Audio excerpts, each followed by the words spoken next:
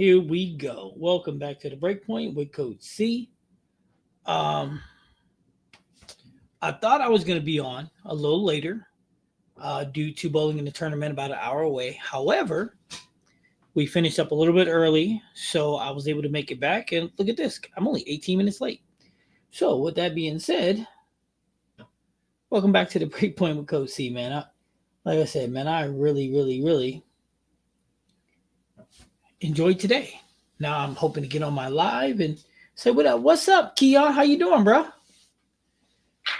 Dude, I bowled today, and I'm thinking that you guys are gonna have to at some point.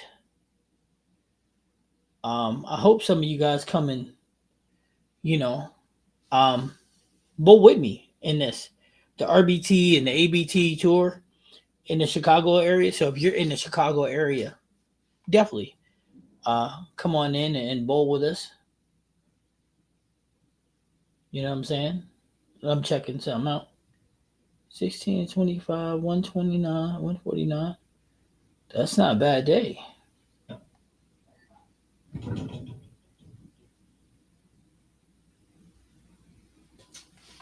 All right. So, I'm doing good. I'm doing good, man. Listen, went to the city to bowl. And the coolest part is I got to compete in a tournament for the first time since um, nationals. But it's the first time that I was able to bowl where my bicep wasn't hurting. So that's actually a good thing. Did they go how I wanted it to go? No, I definitely could have bowled a lot better, but um, my spare shooting is pretty good. But kicking it with the fellas, though, I mean, we had a ton of fun, and that's one of the most important things is when you're having fun like that, your spot don't matter. Plus, it was a different type of tournament too. Um, the tournament today format was kind of weird. What up, Steve? Steve in the building.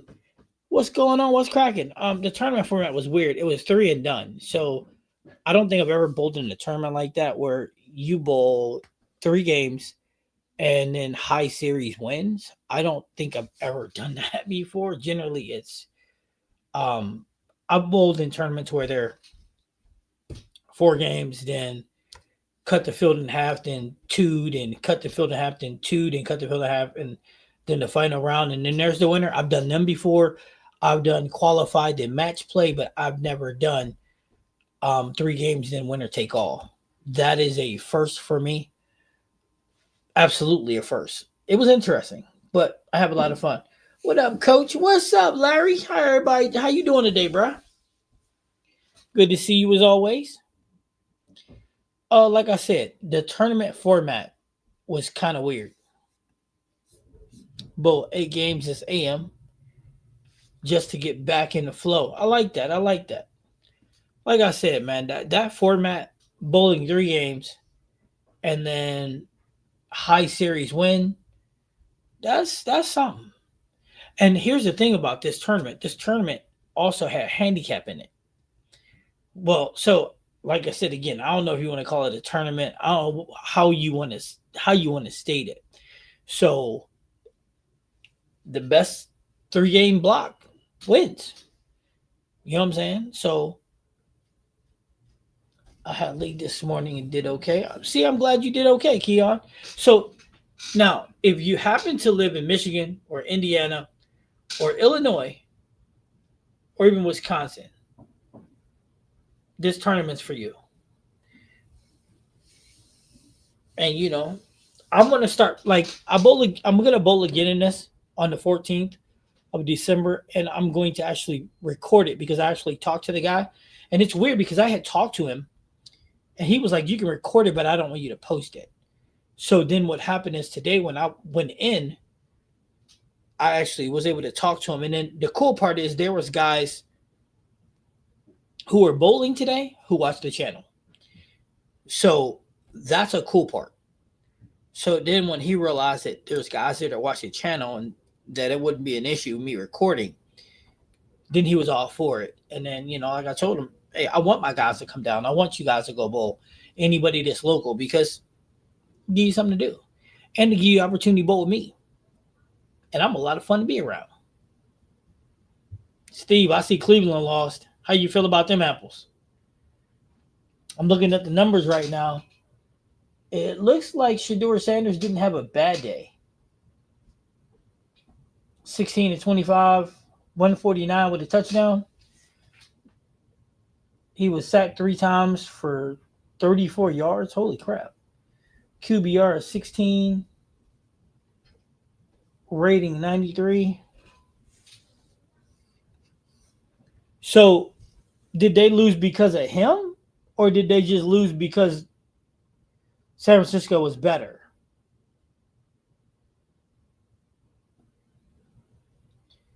Damn. Gage Larridon fumbled 3 times? Holy smokes.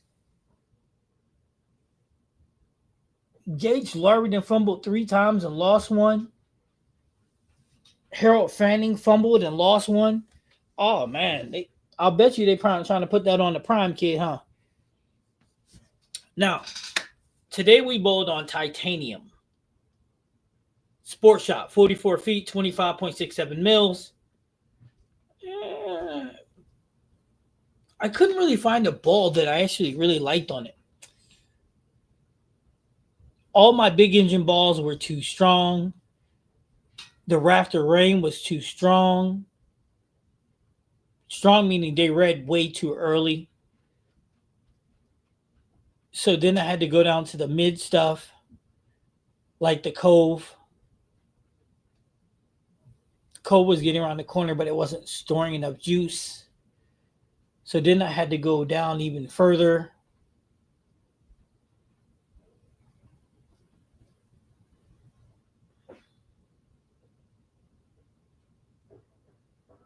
What's going on, GB? So the Cove wasn't great. The rafter, I mean the GB in the building, the amp was way too strong, way too back endy. Hell, at one point I was playing 25 to 5 and it was still going through the nose. So then I had to go down to I only had 2 balls left, the Ember and the IQ Ruby. The IQ Ruby I ended up playing with because I could bounce it off the gutter, so I ended up playing like 13 to the 1 board. That's a complicated shot to play. I was able to do it the last game for like a two I don't know, 216, 218, 2 something like that. Um and I used the what do you call it? The Ember to get in game 2. I ended up using that one because it doesn't have as much back end as the Ruby, but I was able to do a little something with it, 216 or something like that. So it wasn't bad. Uh, I know this. If I see titanium again, I know that I'm going to have to take all clean stuff that day. So I know that I'll have to take something like the hypervenom because my hypervenom, the way it's drilled, it's so much cleaner than even my IQ Ruby, which I know you might find it difficult, but I'll be able to use that ball. I should be able to use that ball and rock that thing all day on the titanium. Even if I have to bend it a little bit, shape it a little bit, it would still be more than fine. It's really clean. Um, Another ball that I think may have been great to use right there in game 1 would probably be the Hustle Glow. I think that ball would have been phenomenal today too. So, and here's the thing: I took 3 bags, so 3 bags, 8 balls. Just don't think I made the right choice in balls. I figured because it's 29 mils, 25 mils, I'm sorry, almost 26, that I would be able to shape it the way I want to. Nah. All right, Steve says special team sucks. Stefanski's terrible.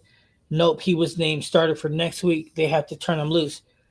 You know what, Steve? This is what I'll say about Stefanski coaching in Cleveland. He ain't never gonna turn him loose.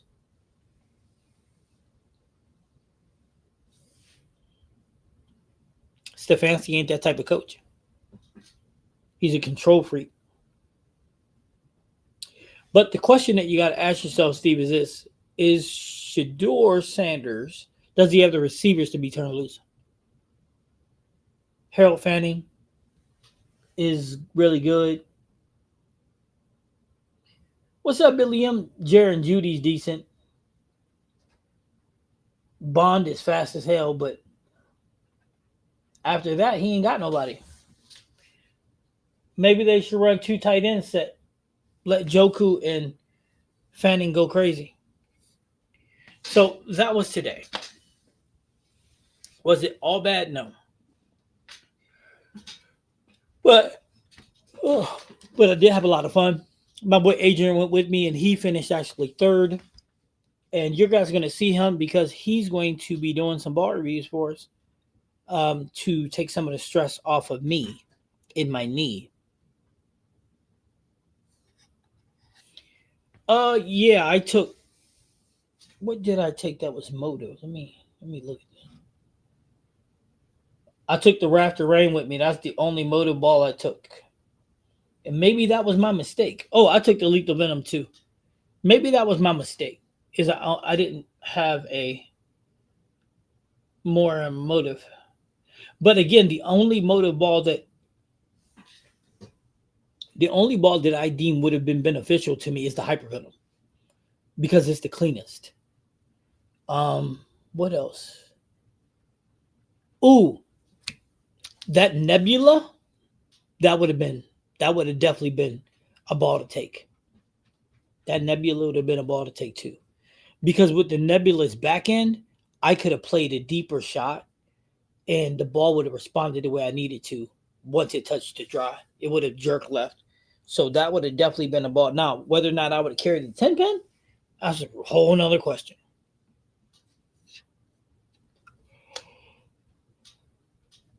But next time I see Titanium, I know what I need to take. Jaron Judy's in a weird headspace. I don't trust him. Well, Jaron Judy, the reason why he's in a weird headspace is because last year he was a 1,000-yard receiver, and this year he don't look like it because of the quarterbacks that they're playing. You ain't getting the ball, bro. When you're a guy like him, it messes with you. But that stuff he did with Shador last week, that fumble, it may be in his head a little bit. Hypervenom cleaner than the Black Venom? Absolutely. Absolutely. Not even close. Hypervenom is one of the cleaner balls that Motive has.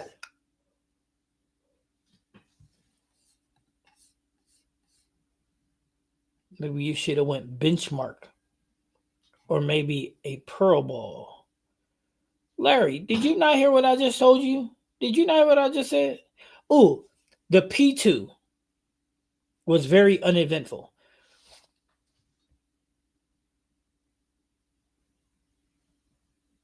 The Ion Max and the Zero Mercies were just way too. It wasn't enough oil. It's too strong. What's up, Brandon? Brandon in the house. So it was too strong, right? So them two are excommunicated in practice. So then, Larry, I balled down to after. Then I looked at the Rafter Rain in practice. No go. Then I looked at the P2. Nope. Rockstar Amp. Whoa, hell no. And then I went back to the Rockstar. As I got way left, I went back to the Rockstar Amp and nope. Then I went to the Cove because the Cove is very clean. Nope. So then I went to the two balls that gave me success was the Ember and the IQ Ruby. Both of them are on the cleaner. Really cleaner side. The Ember is a step up from the Ruby. But the Ruby has a little more right to left motion than the Ember. But them two is what I scored really well with. Them two I had 200 games with, got through the pins properly. I mean, I left 10 pins with them, but it is what it is. So out of the 4 pearls, out of all the balls, the both balls that had the most success was the Ember and the Ruby.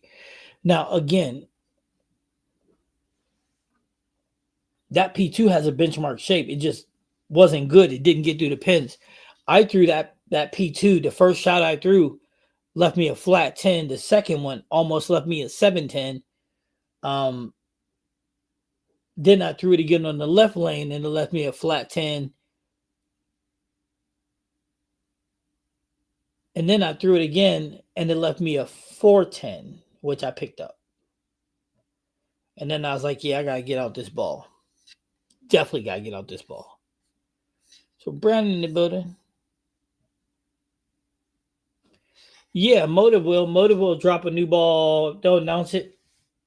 I'm going to guess Tuesday.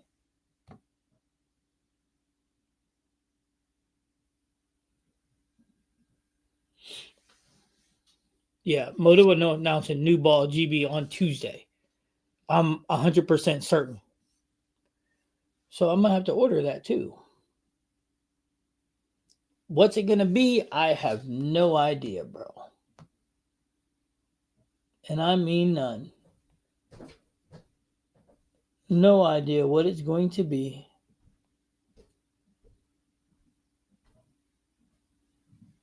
Has anybody heard anything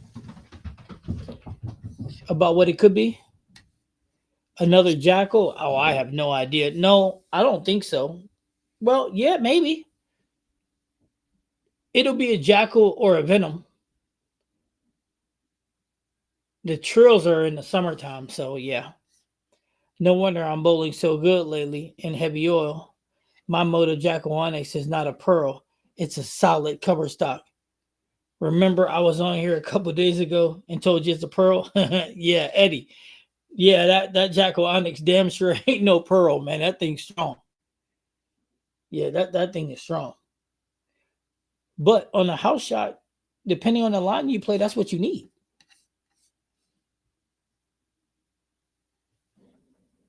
I'm guessing something mid since the area is empty now and the strong line is full. You know what? Brandon, that's a good point. However, wouldn't you consider the Nebula as mid?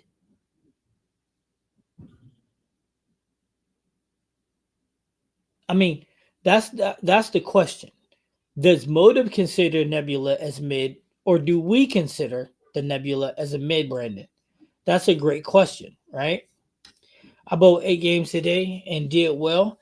I'm trying to get rid of my drift. I have a problem where it seems to drift around 5 boards.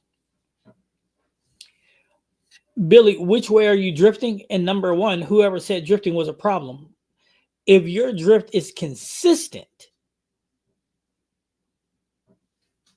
if you're consistently drifting the same way in the same amount of boards, that ain't a problem. All you got to do is adjust to it.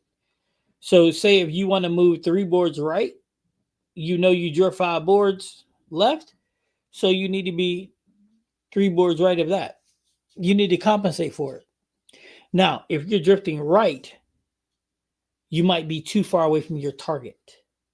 So here's an example.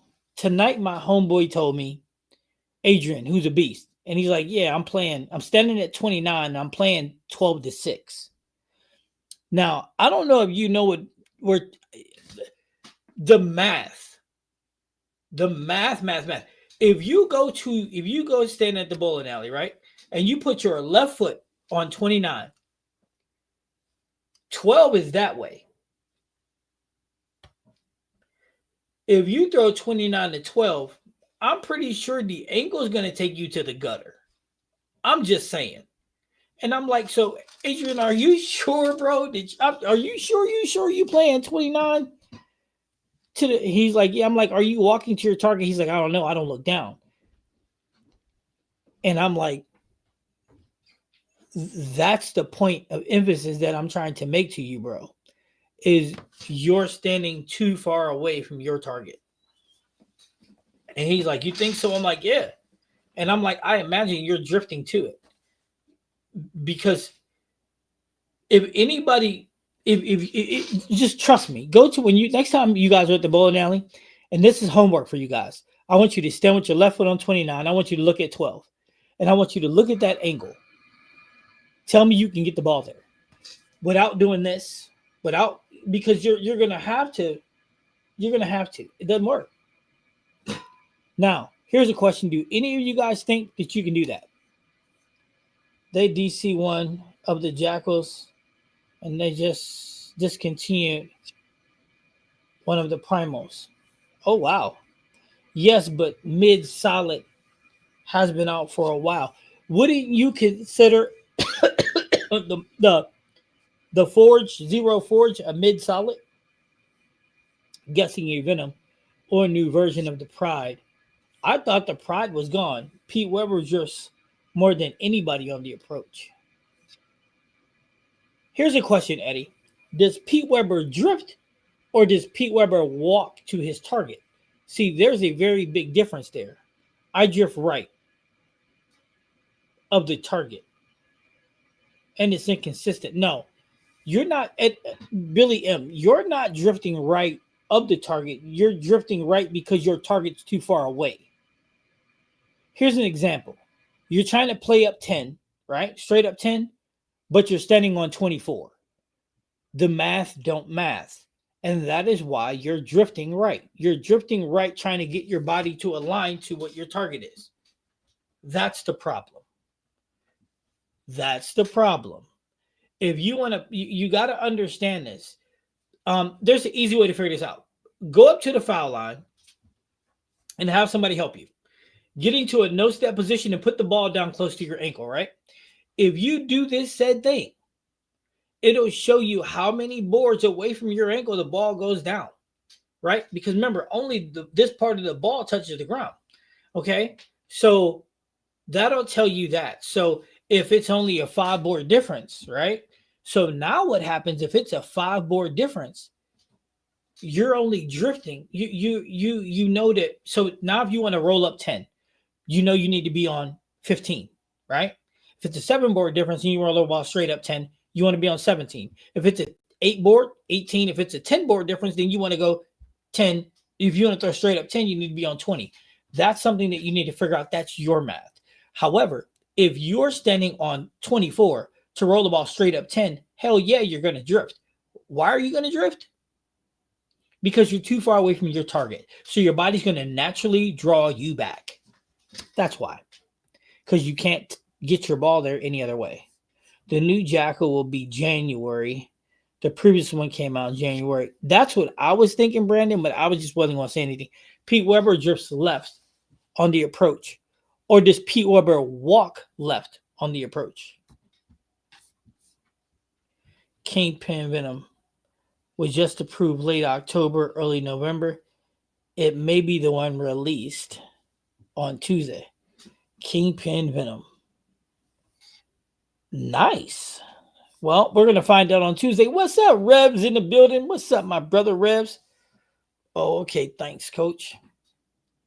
But listen, drifting is a direct result of bad alignment. That, my friends, is a fact.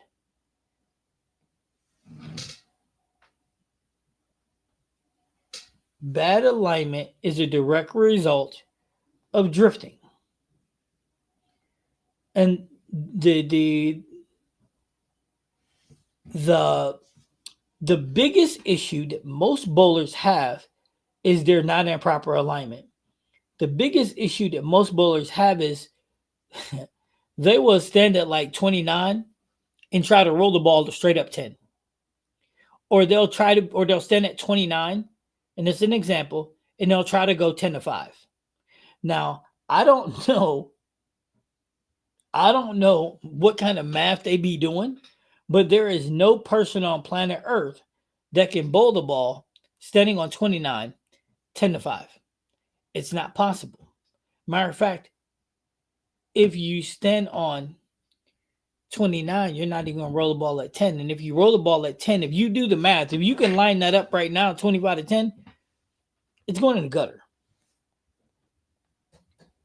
So That's the issue that most bowlers have is their alignment is very bad. And they try to hit numbers that are not realistic. Now I got a question for the chat. Can any of you stand at 29 and hit 10? 10 to 5?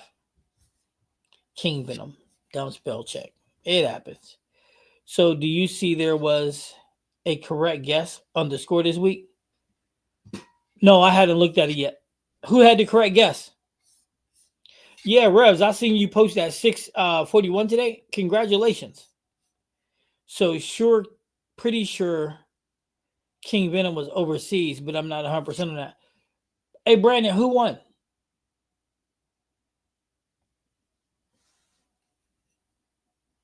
I barely go past 15. You did, Brandon? You won this week on the Guess the Series?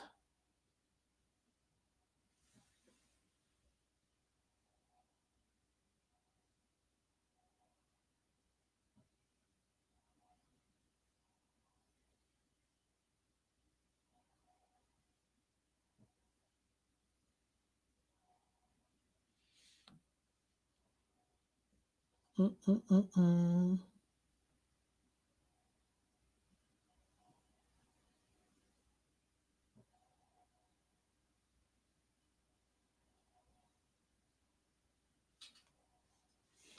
Boom. Boom, boom, boom, boom.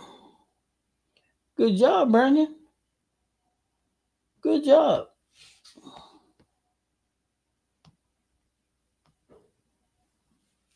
Good job, B Hop. Looks like you win something. Standing on 29, I throw at 24.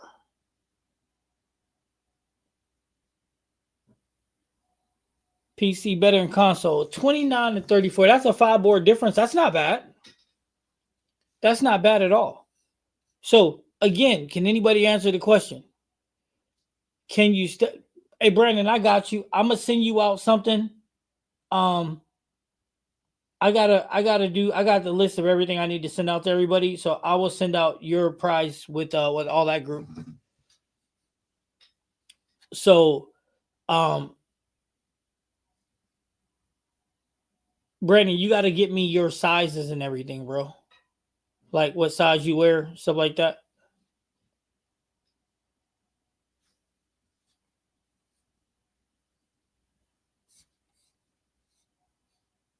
So I can get you some apparel. What was I saying? Oh, you guys ain't answering me. Can anybody stand at 29 and throw 10 to 5?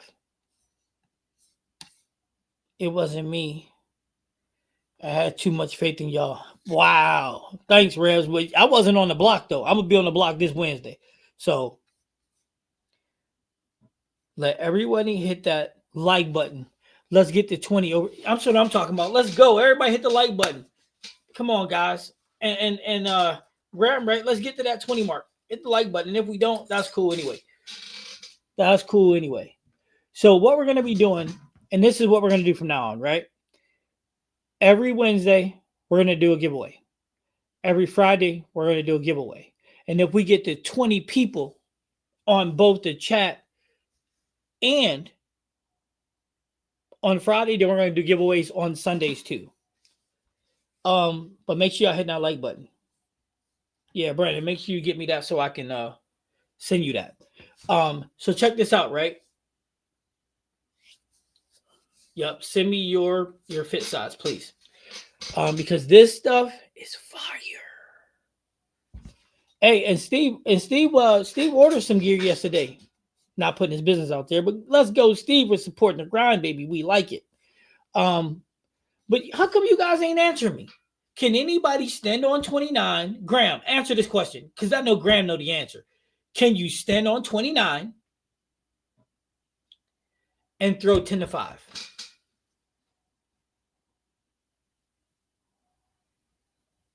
Graham knows the answer to this.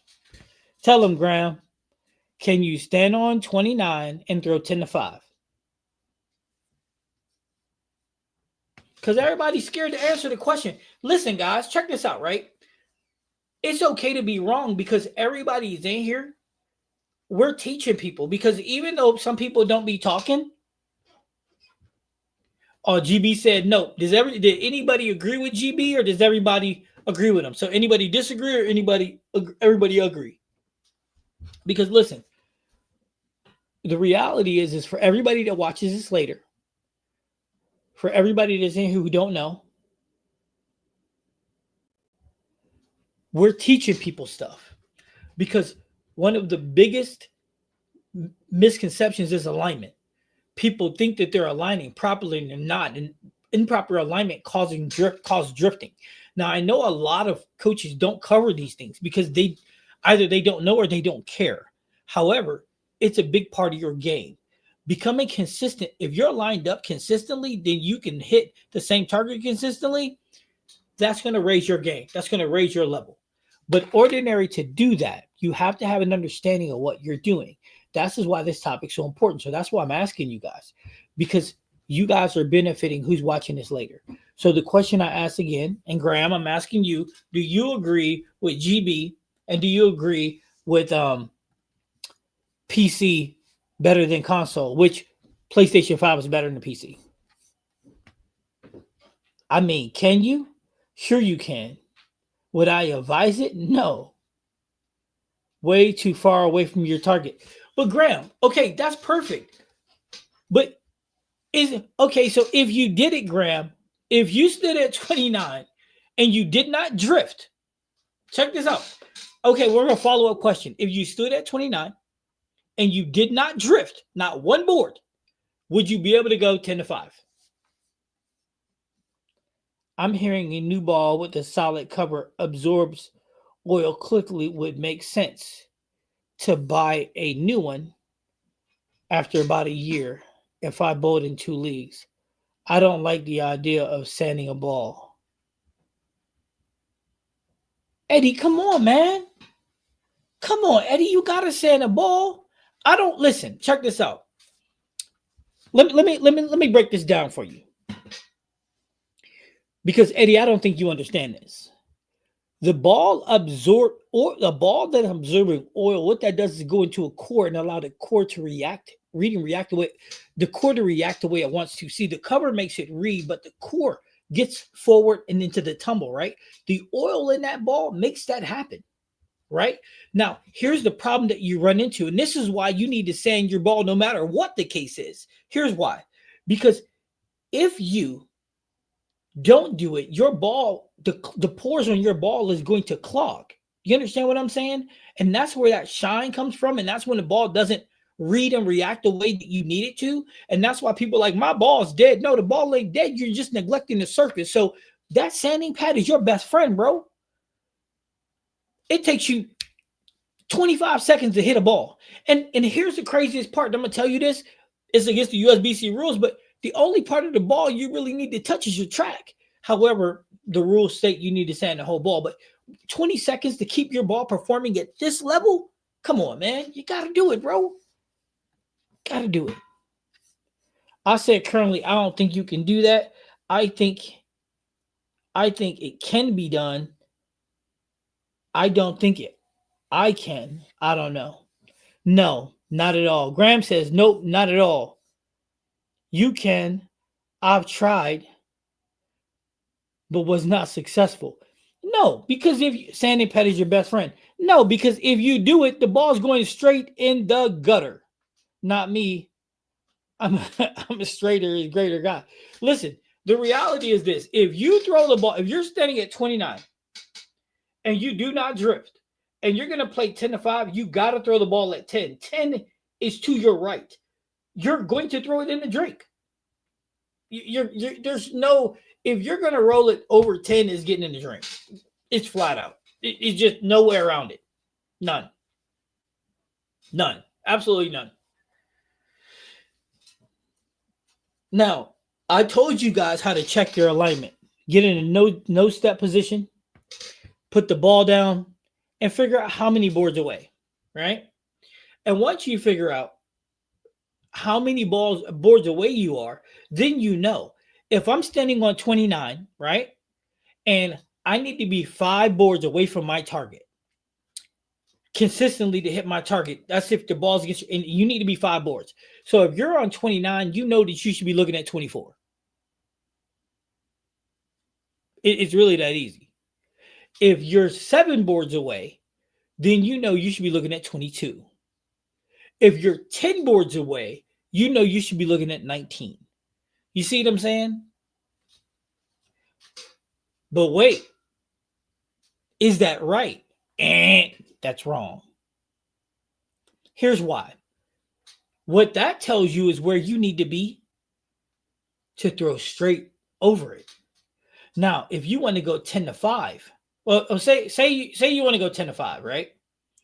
And you need to be 5 boards away. So now you know that you need to be on 15 to throw the ball 10 to 5. But since you want to go 10 to 5, what you would do, and we've been over this math before, is you would deduct 10 from 5, which is 5. You'd split that in half, which is 2.5. And then you'd go 2.5 over. So you would actually be on 17.5 to throw 10 to 5. If you see where I'm going with this? That's how that math works. If you want to throw 15 to 10 and it's a 5 board for you, or let's go 7 boards this time, and 7 boards for you, and you go, okay, so if I want to go 15 to 5, I need to send it 17. 17 is, well, 15 to 5, 22. So 7 boards. So we're standing at 22. Now we're going to go 15 to 5, which is 10. Half of that is 5. So you need to send it 27 to go 15 to 5. Math. Simple math. Figure out what you want to throw. Understand how many boards in relation you need to get, and there you go. That's how you properly align yourself. 100% on using surface has changed some of my bowling balls from trash out of box to money. Facts. Surface is the way to go. When is the time to sand a solid cover stock? In practice. Every time you get to league, you roll your ball, see what it's doing, and decide what surface to put on it.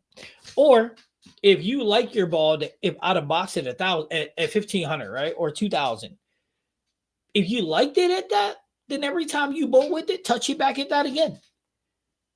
For me, I won't put surface on it until after I roll it, because then I need to figure out how much surface I need to put on it. You see what I'm saying? That's what I do. Like, but most of the time I'm only really using the solid on a sports shot with anything over 27 mils, 27 and up. And then I'll take it, I'll roll the first practice shot with it. Well, I'll warm up. And then when I get my first practice shot with it, I'll watch it read, and then I'll touch it with surface, 1,500, whatever I need to do to make sure that it's going to read and react the way I want it to. And then I'll roll it again. And if I need to touch it with merged surface, so be it. So say my ball's lane shine, right? So I'll roll it. I'll be like, all right, that ain't good. So then I'll touch it with 1,000 pad. And then I'll roll it, be like, nah, I need to be a little earlier, a little more forward. So then I'll touch it with 500, and then it's pretty much perfect. So that's how I do it. Jet TBC says yes. However, you better hope you're a big hooker to get the ball to break over 7. Chad Go said it is not. Wait, Chat GBT said it is not me. I'm telling you, that Chat GBT is a liar. You know what? Let's do this.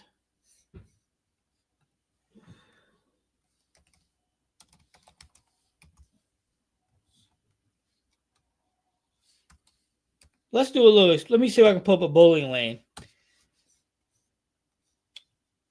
Let's see if we can pull up a bowling lane.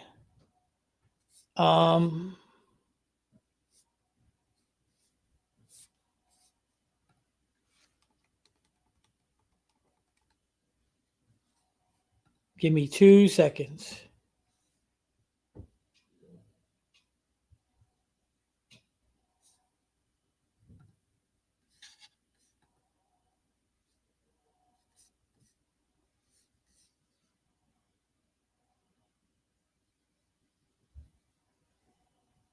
All right. So here's what we're going to do. I'm going to share my thing and we're going to put this up there. We're going to put this through the test. I'm going to show you what I'm talking about. Okay? I'm going to show you what I'm talking about. All right. Here is a bowling graham diagram. You guys see this? Okay. So here is 29. Here is 10. You guys see that? So 29 to 10. You guys see that? 29 to 10. Now, you're going to go 10, 10 to 5, right? But you guys see what his pointer is? 29 to 10. I want you to look at that. 29 to 10. 29 to 10. All right. So what we're going to do too is I'm going to make a small video while we're on here together. And I'm going to show you again. 29 to 10. Watch this. Let me.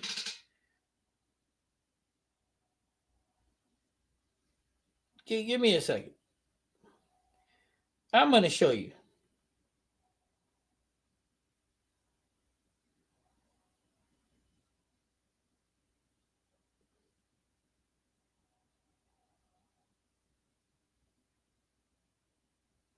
Give me 2 seconds.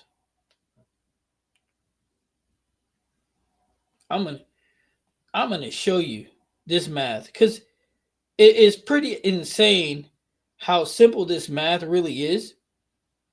But most people don't even think about how insane the math is because it's unimportant, right? But the reality is it's actually pretty weird to even wait a minute, that ain't a good diagram. No, hold on. I'm working on it. All right, while I'm working on this, let's keep going. Have your pro shop detox your ball and then send it back to about, man, I don't even worry about having a detox. No offense to ChatGPT, but talk to someone in your life, right? ChatGPT ain't figuring out what's what. That's the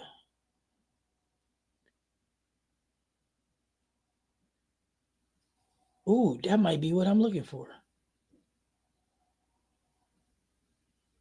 Yep, this is it. This is what I need. Yep, that's what I need right there. All right, so now what we're going to do is I need to edit this line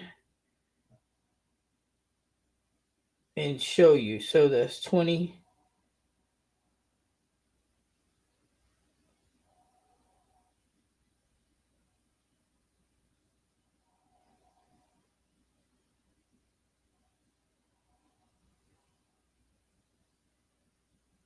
Why ain't it drawing on it?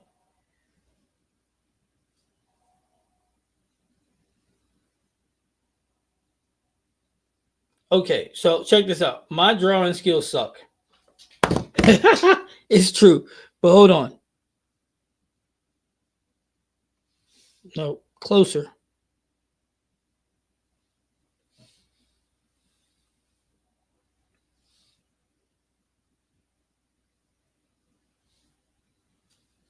Closer.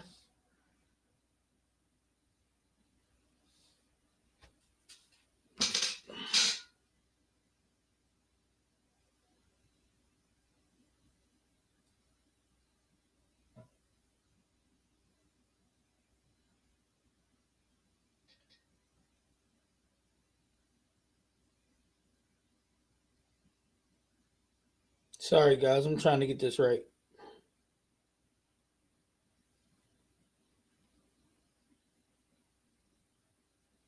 Whoever said coach could draw in a straight line was lying. All right, that's better.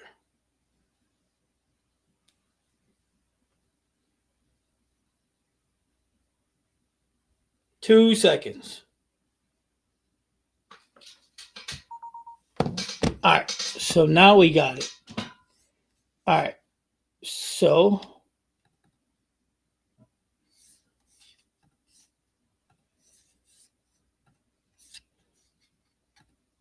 all right. Let's see where we at. Question: can you change the surface of a ball if competition has started but the ball has never been used? No, you cannot. Nope, you cannot. Once competition starts, it starts. No, ball work has been done before competition starts. You better get standing on 20 or 15 to play 10. All right, so check this out, guys, right? I'm going to show you this. I'm going to share my screen. I'm going to share my entire screen.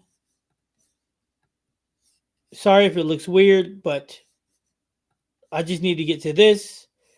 Here it is. Check this out. If you're standing on 29 and you're going to throw the ball at 10, it better be really, really, really, really dry for that to work. Because look at how steep that angle is. Now, here's the thing, right? It's got to be it's got to be no oil. Like, it's got to be just nothing. Because that ball is going to start hooking about 25 feet. It would have to start hooking at 25 feet or else. You see what I'm saying? Or else.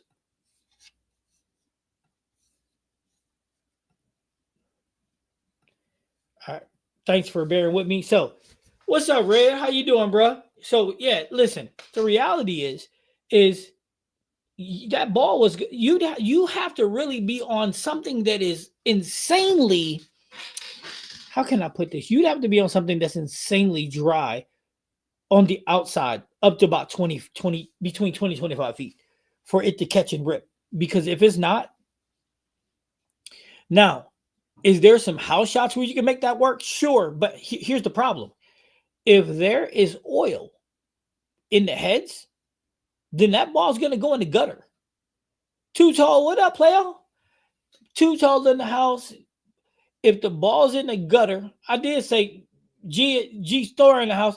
Listen, here's the reality, right? Even on the house shot, the ball would probably slide past.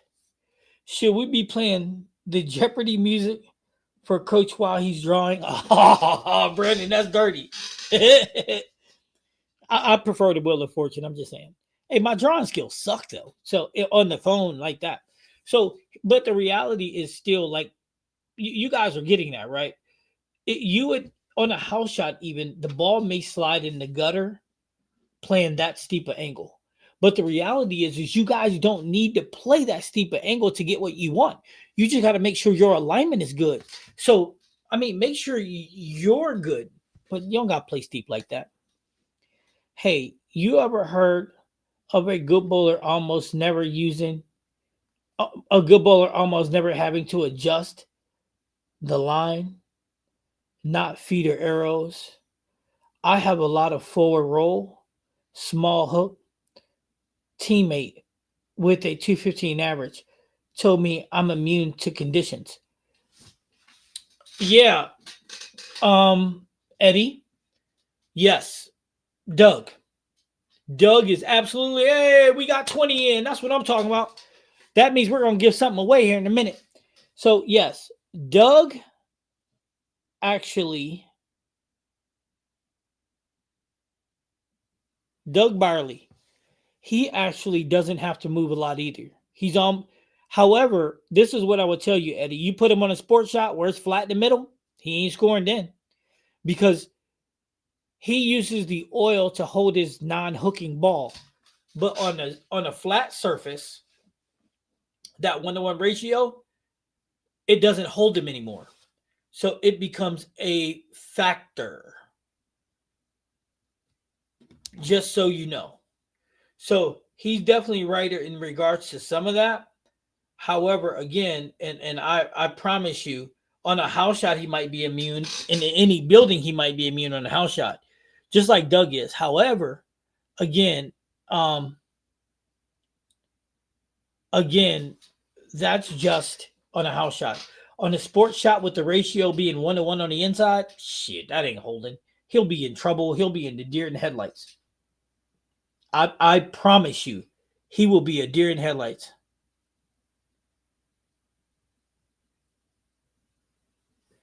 I promise you right now, he's going to be in deer in the headlights. He will be on the short end of the struggle bus. Yes, sir. Let me put this in here. I got notes to give. So Keon gets 2 things of merch.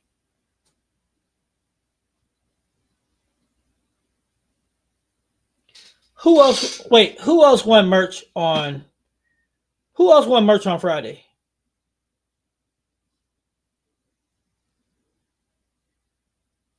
I don't remember.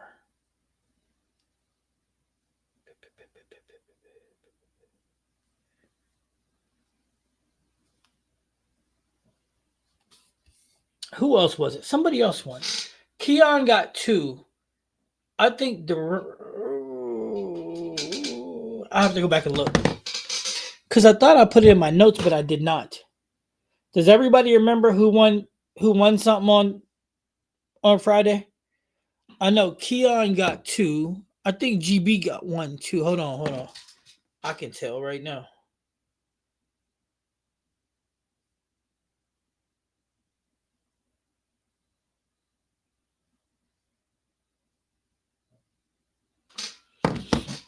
All right, so let's look at this. What's good, coach? Too tall, my dog. Had a great practice today. Arm balance makes a big difference. Yeah, arm balance definitely makes a big difference. All of it makes a big difference. I don't know that I'm a good bowler, but I don't move more than 2 boards. But Brandon, you're also a lefty. I bet you'll move more than 2 boards if you got 2 other lefties on your pair. Coach, standing on and where the ball releases from at the foul line different, but like 7 or 8 according to USBC coaching. Nah, listen, you don't too tall. You can't go by what USBC say. Here's why. Your body's different than my body. Your shoulders are broader, or you're skinnier, or there's a lot of factors, right? If you're bigger, as in rounder, your body, your arm doesn't stay connected to your body. So there's a lot of factors involved in that, right? Too tall. So the easiest way to figure out how many boards away from your body the ball is going is to get in your no step position and put your arm straight down to the natural position where it's at. That's going to tell you exactly how many boards away from your ankle you are. Here's the funny part. Some people are 5. Some people are 6. Some people are 7. Some people are 8. Some people are 9. Some people are 10. Some people are 11. And some people are 12. I'm just telling you right now. Too tall. And if you don't believe me, try to see. Ask. I'm telling you. It can be up to 12. It can be low as 5 and up to 12. A lot of times women are 5. A lot of times men are 7, 8, 9, 10, 11, 12. That's what my research has found. But yes, it can be the same. Makes sense, coach. 3 boards. I can change balls or hand position more than moving. No, hey, that works. But you're also a lefty. No, hand position is big. But you know what? Hand position, you can also put more or less rotation on the ball too. Deer in headlights. That's funny. If you're standing on 29, I'm sliding on 26. I drift 3 right. Release the ball around 16. So you're a 10 board difference. My hand to ankle offset. So the ball is playing 16 to 10. Still steep for my rev rate, but not impossible. Okay, so that's about right. But did you see what you just said, Too Tall, about your own question? What you just said, Too Tall, about your own question, you answered it. because you lay the ball down 10 boards away from where you slide, not 8, not 7. And that's not a bad thing. It's not a wrong thing. Now, I can tell you how to fix that. Your spine tilt. Too tall. If your spine tilt, the more upright you are, the closer your arm's going to be to your ankle. Facts. It is a proven fact. The taller you stand, the closer your arm is to your body. The more frontward tilt you have, the further out your arm is. Facts.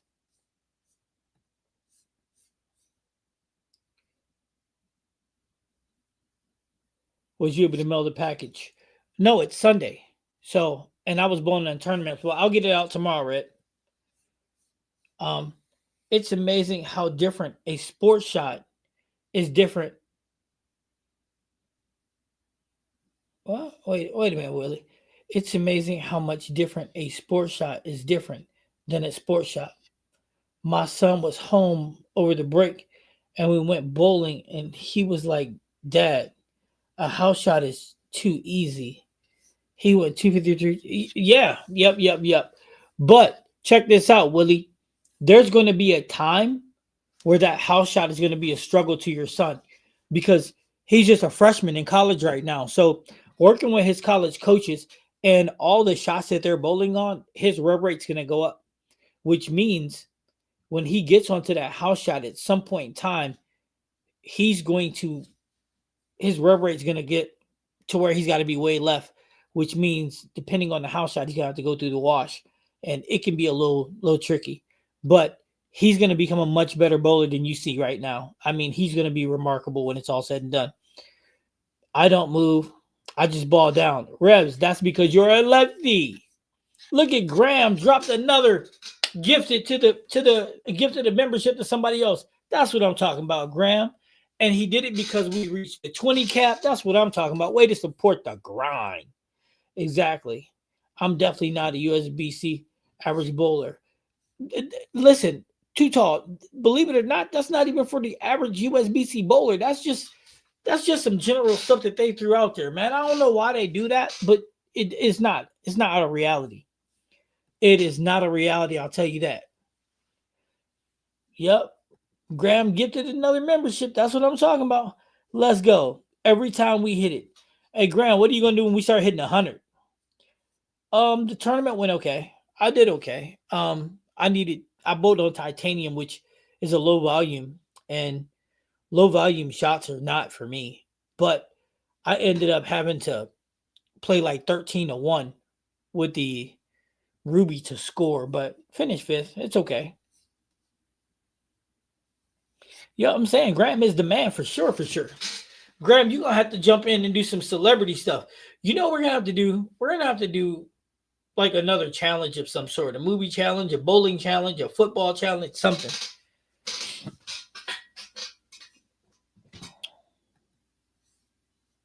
And Graham, you know what, Graham, since you gifting this stuff, you know you got some merch coming from me, cuz you know it's coming.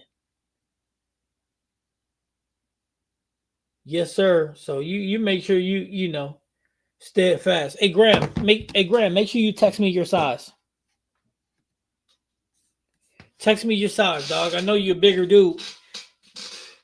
Yeah, I know you like 240 or something like that. So send me your size, bro.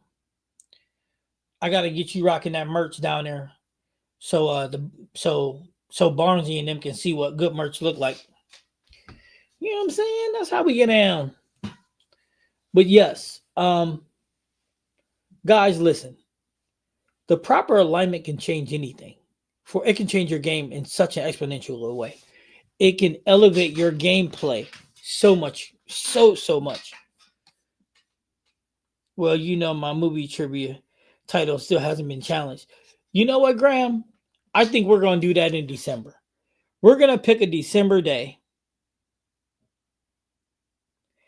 Ooh, Red, that's dope. I'm at to build one of them. The wheel for merch, the wheel of merch. Oh, that sounds fat. I'm going to have my boy make me one of them. Wheel of merch. Yeah. Yep. That's what I'm talking about. That's hot. Red, you know you did good with that one. I'm just trying to put 3 good games during league consistently. Willie, listen, let me tell you something. 2 things I'm gonna tell you, Willie, to help you out. You ready? First rule is the proper alignment goes a long way. Your son, Willie, has learned that in college already. He's lining up without even thinking about it, but he's processing it fast. So lining up alignment is one thing. Second thing, you got to forgive yourself. You got to be forgiving. Do you understand what I mean by that, Willie? You have to learn to be forgiving. You throw a shot, it's already over. Split, 10 pin, whatever, it's already over. Your job, Willie, is the next ball up. Your job ain't to be in your head like, oh man, I got to pick up a 10 pin. Your job can't be like, man, I just left a 10 pin. You don't have the luxury. You don't have the time. When you let it get in your head, it's already in there. You throw a shot, you swipe left, whatever it got, it's over. You're done. On to the next. That's it. That's it. Take a deep breath. Do your pre-shot routine. Take another deep breath and pick up your spare. That's it. That's all. Everything else don't matter.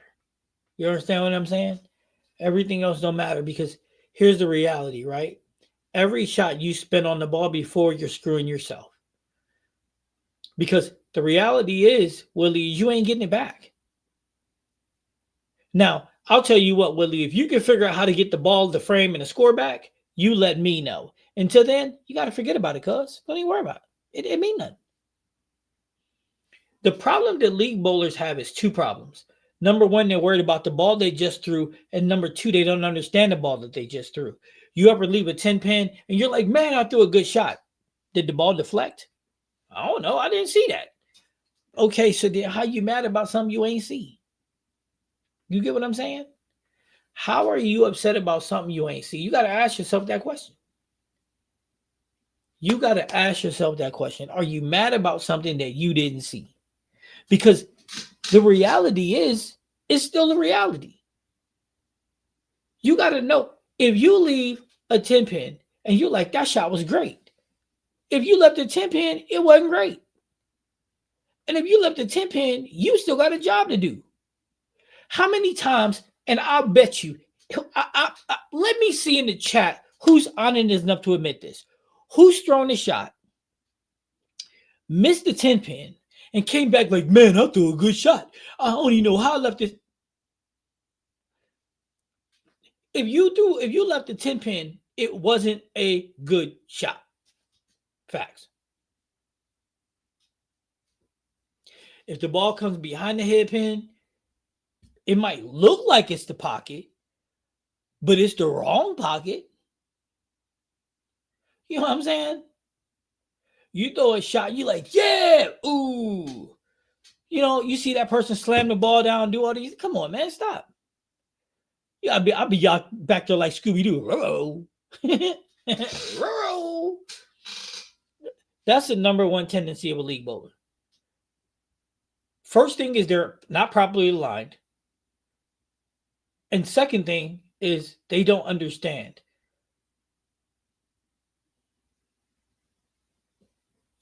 They don't understand what they're saying. If you throw a shot and your ball deflects right, I don't give a damn if it carries or not. It's not a good ball. Because if it's deflecting, that means it's losing. And if it's deflecting, you got to ask yourself why. Is it not retaining the energy? Because apparently it's not, because if it had enough energy, it would get through the pins the right way. So if you're throwing a ball that's deflecting and you're thinking it's a good shot, then you're not making any adjustments to give it what it needs to get through the pins the right way. So are you helping yourself or are you hurting yourself? You're hurting yourself and you don't even take the time or understand that you're doing that. But instead you're getting mad and you're, man, this place sucks.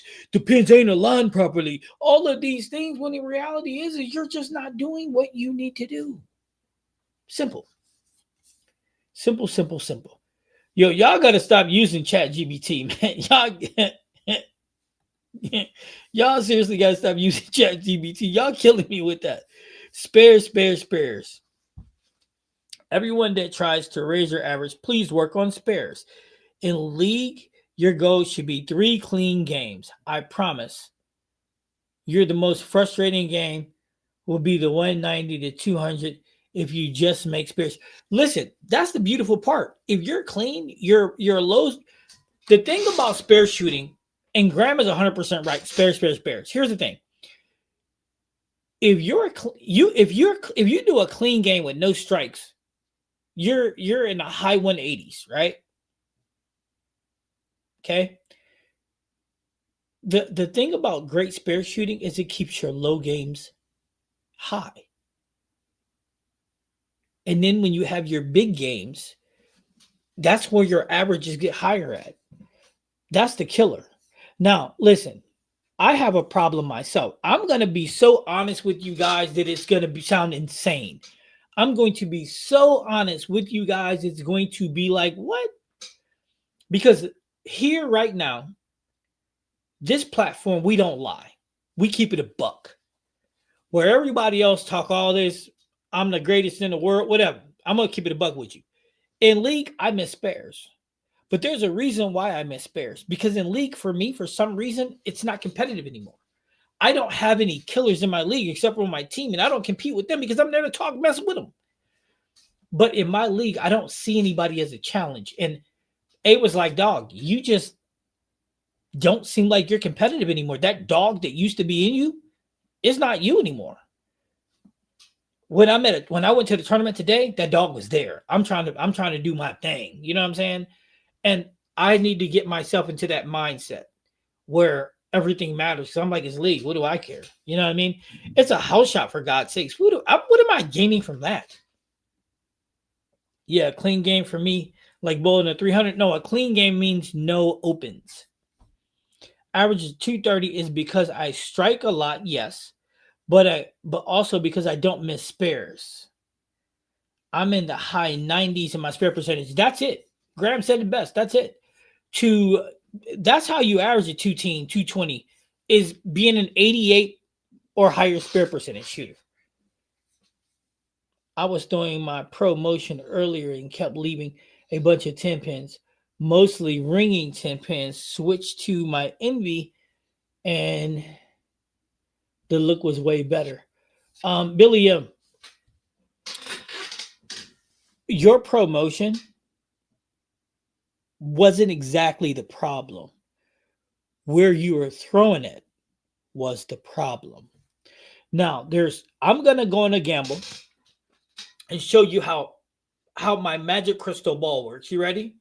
Either A, you were playing it too tight of a line and it had a bad angle, or B, you were chasing it,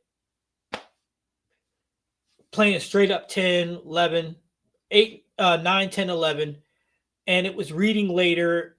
And although it was getting to the pocket, it was coming up behind the head pin, which was leaving you a lot of wraps. That's what I'm going to say. One of those two things. Now, I could be wrong, but I don't think so.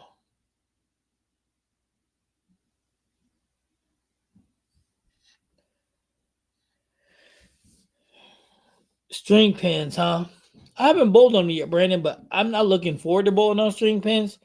But I'm going to take your word for it. I'll bet you that they are the devil. I get my teammates telling me I got robbed, and I'm patting my chest going, that's on me. Operation error, because I know where I missed, hit up on it, etc. No, and that's good because that means that you're seeing the ball exit the pin deck. Two things that I worry about when I'm bowling. The first thing I worry about is making that line from my target to my break point. That's my first worry. That's my first concern. The second concern is the exiting of the pin deck. Them are the only things that you should matter about. Spares keep you in the game. That's a fact. It is. Them are my only two things. And exiting the pin deck is probably my most important thing because it tells me everything I need to know. How the ball get through the pins. These things like that are super duper uber important, right? You got to understand how the ball get through the pins. If you can do that, you're good to go. But that's something that you definitely need to understand. How does the ball get through the pins? Because if it's getting through the pins and it's not correctly, then you're not going to carry. And that's a problem that a lot of people don't see. But now that I'm seeing more, I have to get better at forgiving myself and letting those mistakes. Here's the thing, I'm too tall. You don't need to forgive yourself because once the ball's gone, it's gone. You got to have grace, bro. You got to get this that I forget mentality. You know what I'm saying? It's like football. You ever watch football? A quarterback doesn't throw an interception and then he pouts. You got to forget about that junk, man. That stuff is gone. That stuff is gone. Um. Okay. Yeah. You learn how important spares are when you miss the cut in the tournament. Yeah. Yep. You'll definitely learn then. Facts, Brendan. And as a tournament, that's exactly what you don't want to do. At the end, you want to listen. So I finished fifth, but I was 10 pins away from climbing the ladder. So, yeah, a split cost me a position. So, spares matter. And I think I should make the splits just like I should make regular spares. So, um, and Graham, you're 100% right. If you got aspirations to bowl pro, you better pick up your spares because they don't miss very often. Posting your shot to hit your mark. Artist, welcome to the channel. Welcome to the chat. Hey, we grinding over here, but I'm gonna tell you a secret. Artist, you ready for this? You're not gonna like what I'm about to say, but Graham gonna testify to this. You ready for this? Posting your shot to hit your mark. You don't have to post your shot to ever hit your mark. Ever. Do you want to know why you post your mark? You post your mark because posting your mark will help you check your work. That's why you post your shot. Is because where your elbow ends is where the ball went.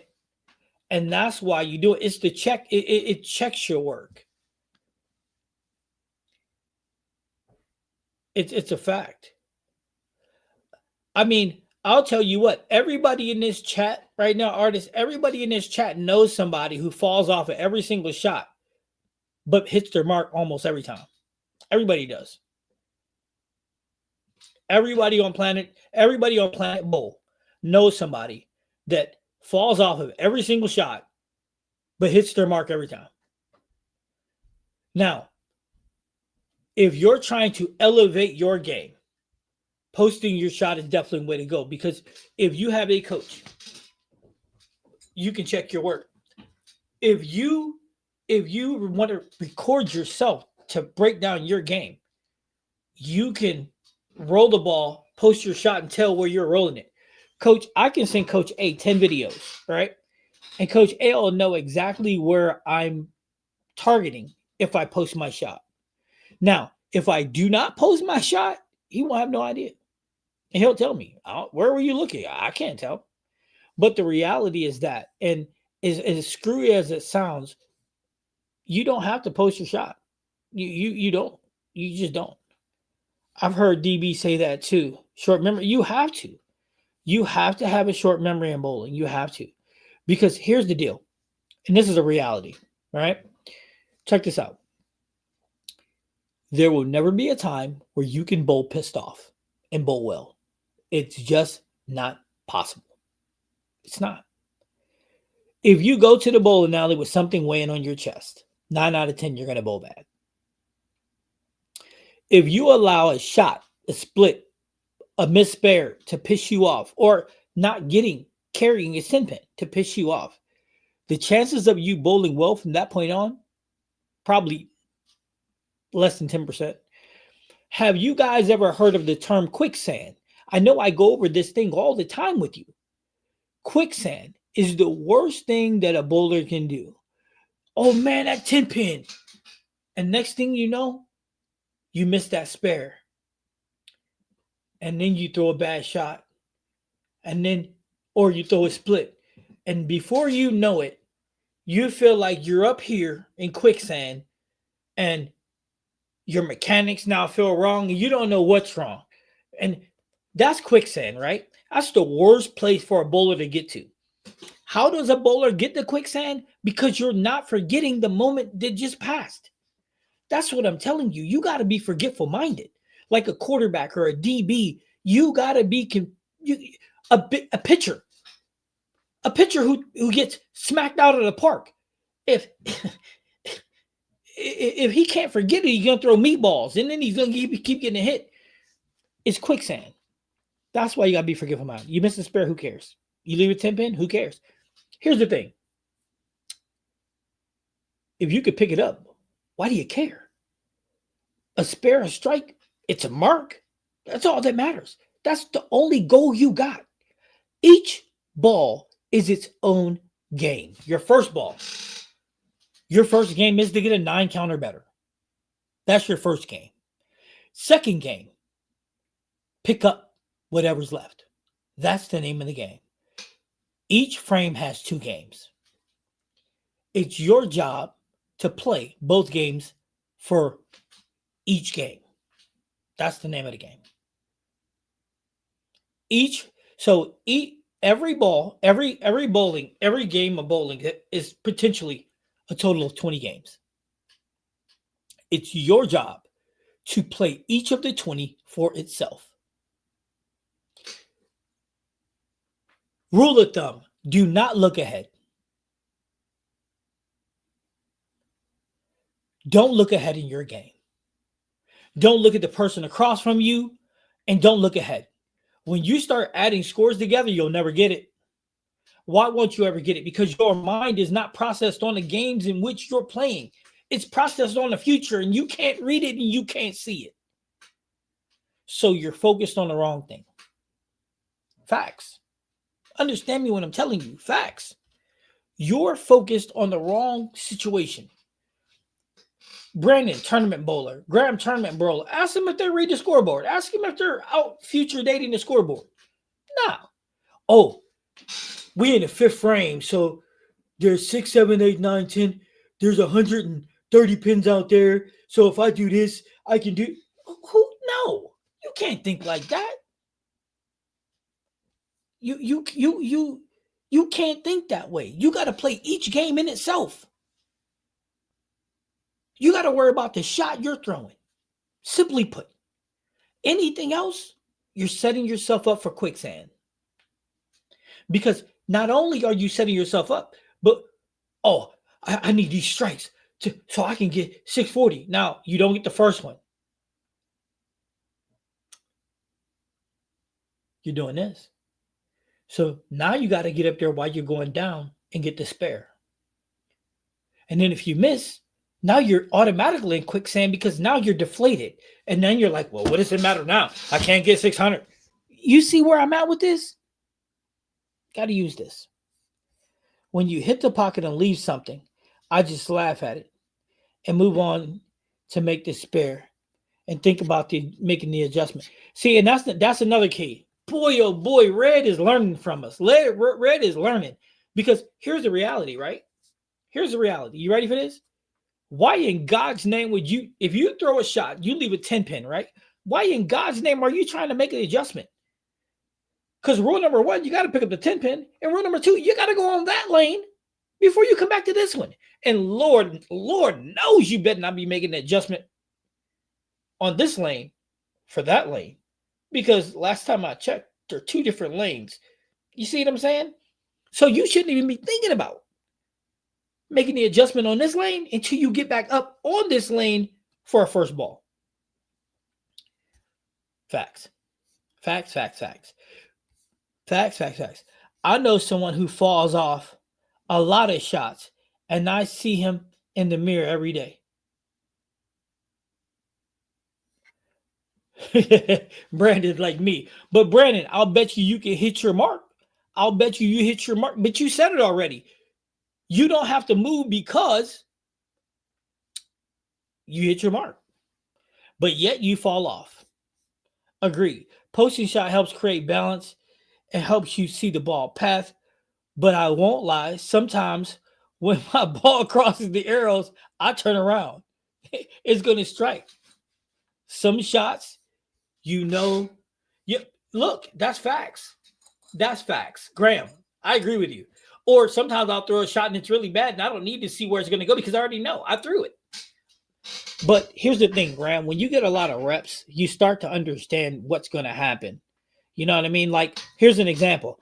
I can throw a shot and tell you I'm going to leave a 10 pin. I can tell you I'm going to leave an 8 pin. I can tell you I'm going to leave a 9 pin. I can tell you I'm going to leave a 4 pin. I can't tell you all the time I'm going to leave a 7 pin, but more often than not, and I'll call it. Like when we bowl league, I don't know if you guys can hear it, but I'll be like 10 pin, 8 pin, because I know based on what ball I'm using and the trajectory of it, I already know.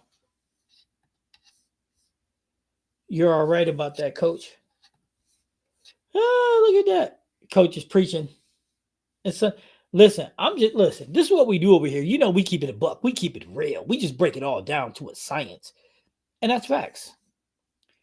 I used to start bad and finish bad. Now I'm like, okay, let's go.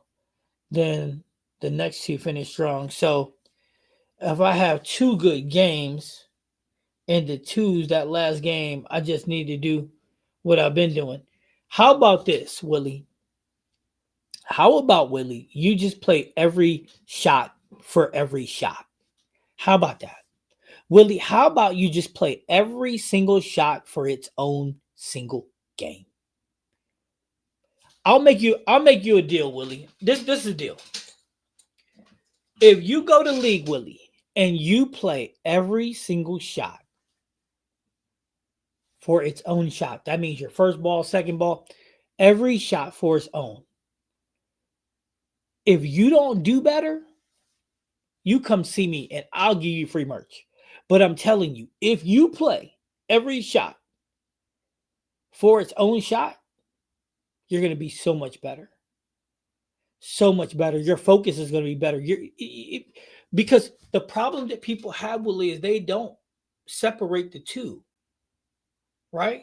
But here's the thing. Every shot, Willie, is its own shot. Your 10 pin shot has nothing to do with your first ball. Does anybody agree with that? Your 8 pin spare attempt has nothing to do with your first ball.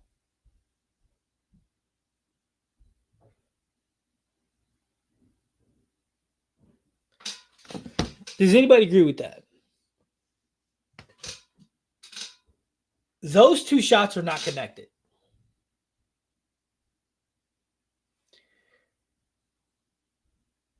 Your 3, 6, 10, your 5 pin, your 7 pin, your 8 pin, your 9 pin, your 2 pin, your 3 pin, your 6 pin, your 4 pin, none of them are related to your first ball.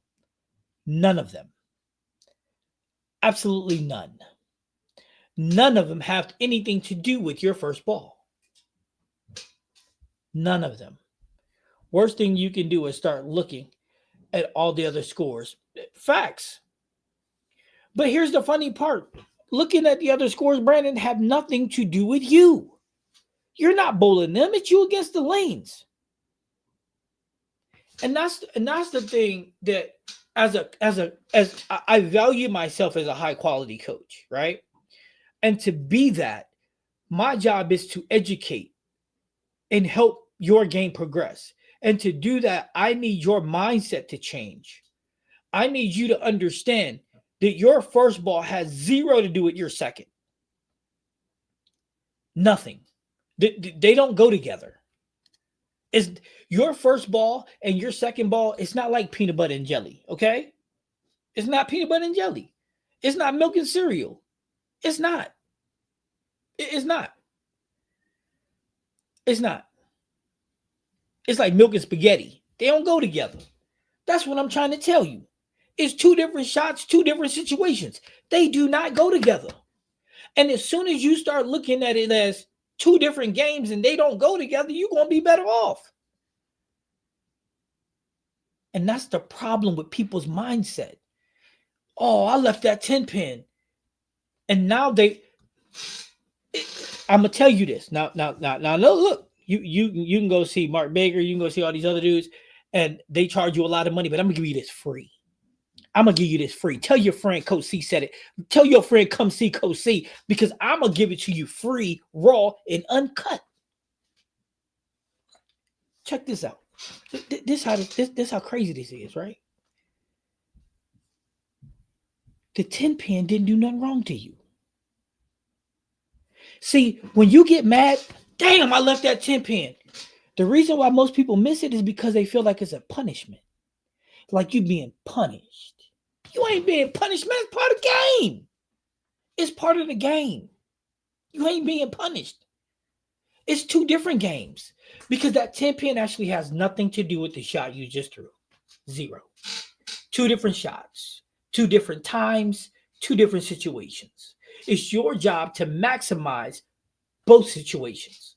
How do you do that? By focusing on this. So I'm telling you what the other coaches ain't telling you. The 10 pin ain't personal. You don't want to leave a 10 pin? This is going to suck. Throw a better shot. But separate the two because they're not the same. Yeah, I'm glad. I don't know how to calculate highest possible score. I see all the time on YouTube videos, including pros, and I think that's a mental mistake. Listen, understanding what a final score is going to be and sitting there calculating what your final score could be is two different things. Knowing the scores, okay. But the reality is you don't need that anyway. I'll tell you a secret. The PBA pros, they don't know what they're about to bowl because half of them don't even look at the score. I just focus on executing on the next ball as best I can, not to score. And that's a perfect way to look at it. Willie said, I like that. Look, the reality is what it is. And these are the mistakes that people make. They feel like the 10 pin is punishment. And you can tell because their body language change. Like you'll see somebody roll the ball and their body language is really positive. And then when they leave the 10 pin, it becomes really what? Negative. It happens all the time because they see it as a punishment. And most people hate to be punished, so they miss. I agree. The spare shooting is a different game inside the game, especially since I started shooting my spare straight. Spare shooting is a game inside a game, and that's the beautiful part about this game. Exactly. You start seeing other scores, it gets in your head, oh crap, he has a four bagger, I got to do the same, etc., etc. Then quicksand. Brandon. Look, Brandon preaching today. This Sunday, Brandon preaching. Preach on, preacher.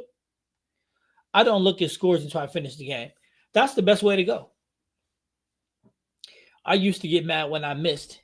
It got in my head and affected my game. But as I mature and learn to practice my game, I've become way more successful in spare shoot in spares now. Listen, that's facts. Practice makes perfect. But here's the thing, right? If you can condition your mind to play a game inside a game, you'll be so much better.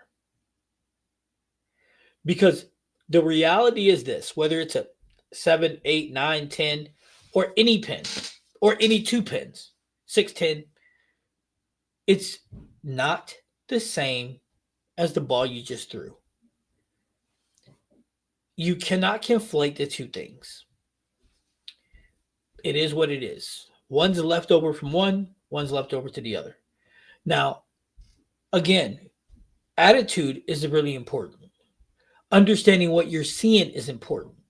The more information you have, the easier it's going to be for you to do everything you need to do. That's where success comes in at. You know what I'm saying? That's where it comes in at. Here's another thing. If you're not good at shooting the 10 pin, this is another Another thing I'm going to give you for free. This is free. If you're scared, if you're right-handed and you're scared of shooting a 10 pin because you're not good at it, or if you're left-handed and you're not good at it, 9 out of 10 you're going to miss. You're not going to miss it because you can't hit it. You're going to miss it because you're scared of it. A game inside a game. You're going to miss it because you're afraid of it. Oh, man. That right there, you just lost the battle.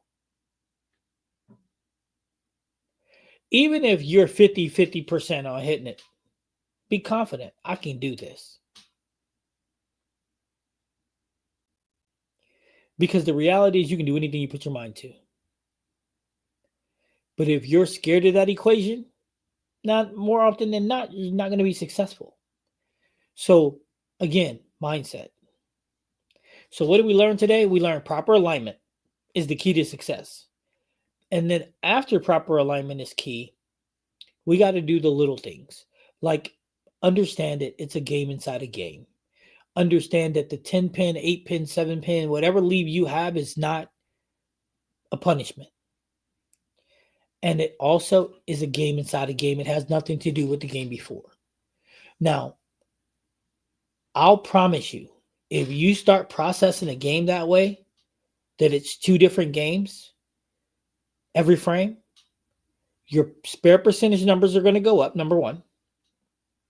And number 2, is you're going to have a lot less stress. Now, what I'll also do is need y'all to start tracking y'all information. Track your percentages.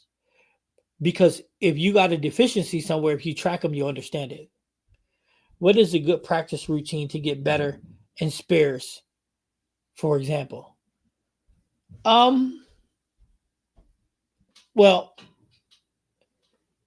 the easiest way to get better at spares, number 1, is to throw straight at them. The second way to get better at spares, which is all one, be straight at them. But also, you need to figure out, a sparing system that works for you. A spare system that makes sense for you. Because a spare system is the key to success. It is. Whether you're standing at 23 throwing at 11, whether you're standing at 33 throwing at 20, depending on the pin. That developing a pre-shot routine and going over that consistently, that'll help you out. Also, what you can do is get a targeting system. Targeting systems is the world's greatest thing you could ever have. And I'm not saying that because we sell a targeting system. I'm saying you can get any targeting system. You can build your own.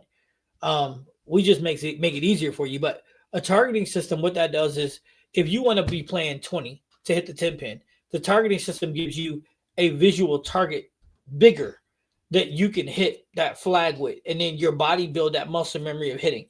And then all you got to do is learn to repeat. But a spare system, I would start with that. I would. And you see Gunn asked you, did you have a spare system?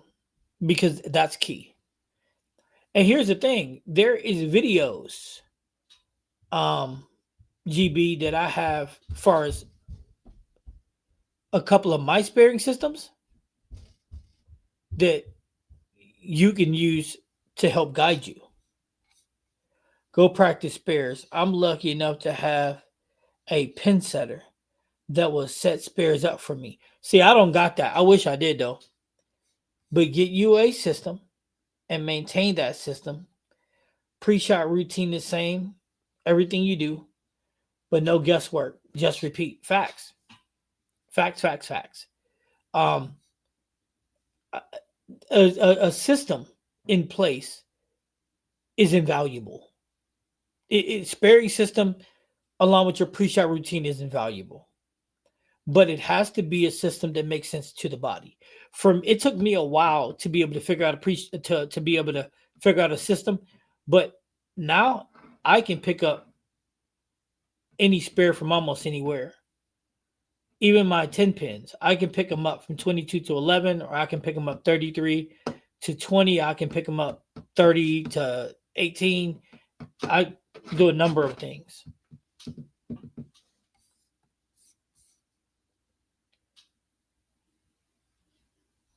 Yes, there's pin setters, yes. But GB, only certain bowling alleys have that though. Not all of them. Matter of fact, I'm gonna say that there's less bowling alleys that have pin setters set up that way than you'll ever guess. Bowled 8 games this AM, missed a total of 5 spares, and 2 of them were baby splits. That's not bad, Steve. That's actually really, really good spare percentage. 50 frames. Yeah, that's really good. Can't say how important a pre-shot is. I've learned over time to where I wiped off the ball same way every shot. You'd be surprised what a difference it makes. So, but Brandon, there is a plus and minus to a pre-shot routine. Here's why. And you got to understand this because a pre-shot routine is a great thing to have, and I have one too. However, what if you start your pre-shot routine and the person who's up there takes a lot of time? Great question for all of you guys, even Graham, especially Graham. If you're up there bowling, if you're up there and you start your pre-shot routine and the person who's up takes a longer time than they should, what do you do then? Do you restart or do you just go? Now, Brandon, here's the question. If you step off, does that break your rhythm of your pre-shot routine? Because even when you restart it, you're off rhythm. Nerves. It helps with your nerves a lot. If you got to strike for the win or get an 8, just follow your routine. This is just another shot. GB. Not every center has that. Mine doesn't. But I still just aim at the pin. Yep. I'm practicing regardless. Yeah, me too. Mine don't have it either, GB. If I got to throw the 10, I know if I hit it. If I got to throw the 7, I know if I hit it.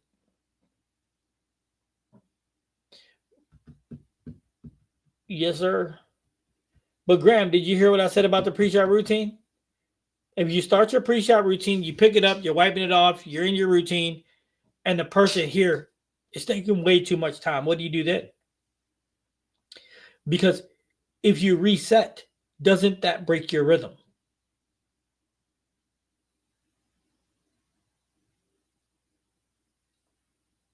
Or does resetting not break your rhythm? Because in a lot of cases, for a lot of people, it'll break your rhythm. Re-rack. No, you never go. You don't want to take the shot out of rhythm. Step off. I agree with you.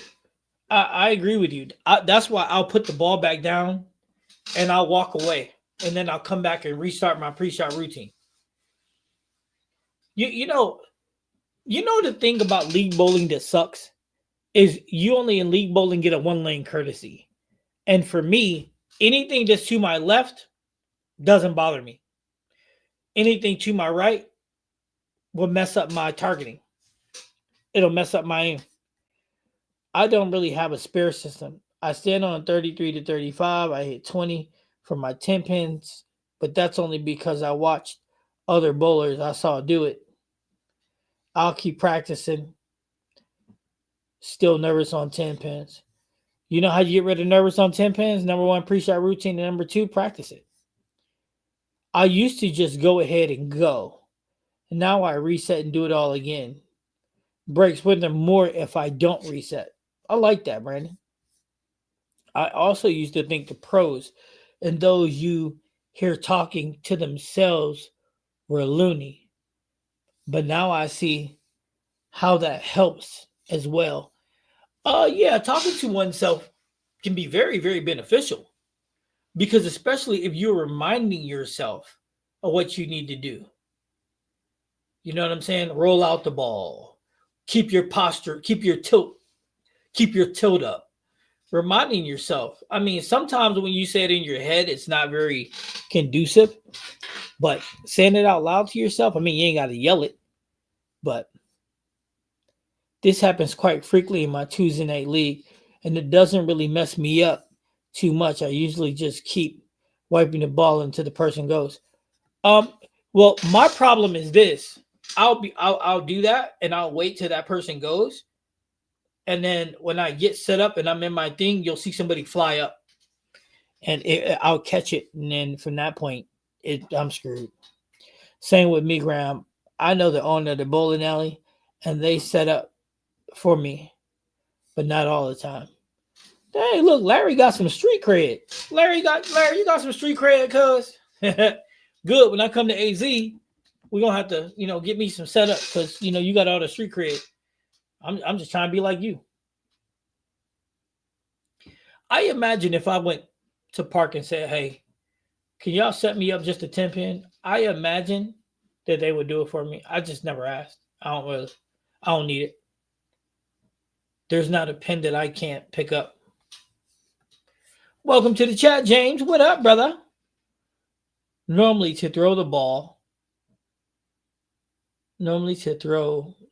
that me, however, nobody on YouTube has seen like they throw that ball 100 miles an hour at the 10 pin. Well, James, I don't ever throw anything 100 miles an hour. I'm too old. My arm will fall off. You want to see my arm flapping with the ball down the lane? My spare ball speed at the 10 pin is about 21, 22 mile an hour. Guess that's the one positive. A string pin system. You can yeah, that is a positive. I didn't even think about that. Yeah, 10 pin, you can program whatever you want. It bothers me when a guy takes too long to shoot a shot. It's like watching him build a pyramid. I usually keep wiping off the ball. See, in that particular case, that bothers the hell out of me. So I'll have to put the ball down and just walk away. My routine is all on the approach. And once I'm in it, I don't stop or reset and don't need to. I get into a tunnel of lens around me, fade out. You're funny as hell. Hey, if you got that kind of focus too tall, that's great. That's amazing if you got that kind of focus. See me, listen, I have this thing where in my life and in my career, I have to be very observant of everything around me. For example, and this is a true fact. My wife can tell you this because I've showed her. When I walk into a restaurant and sit down, I can tell you how many people in the restaurant. I can tell you how many hats. I can tell you what color the hats, the ones I can see. I can tell you the exits to the doors. I can tell you all of those things. Right? I don't like to sit where there can be someone behind me. I just programmed in me. My wife will tell you this. I'll ask her a question, and I don't mean to do this, but I'll ask her the same question 9 different ways because it's a technique in which I've learned through years and years of being on my job. That's just me. So if I pick you up, I pick you up. And it'll take my peripheral off of what I'm looking at. And it can create a problem. That's why I have to take this step back.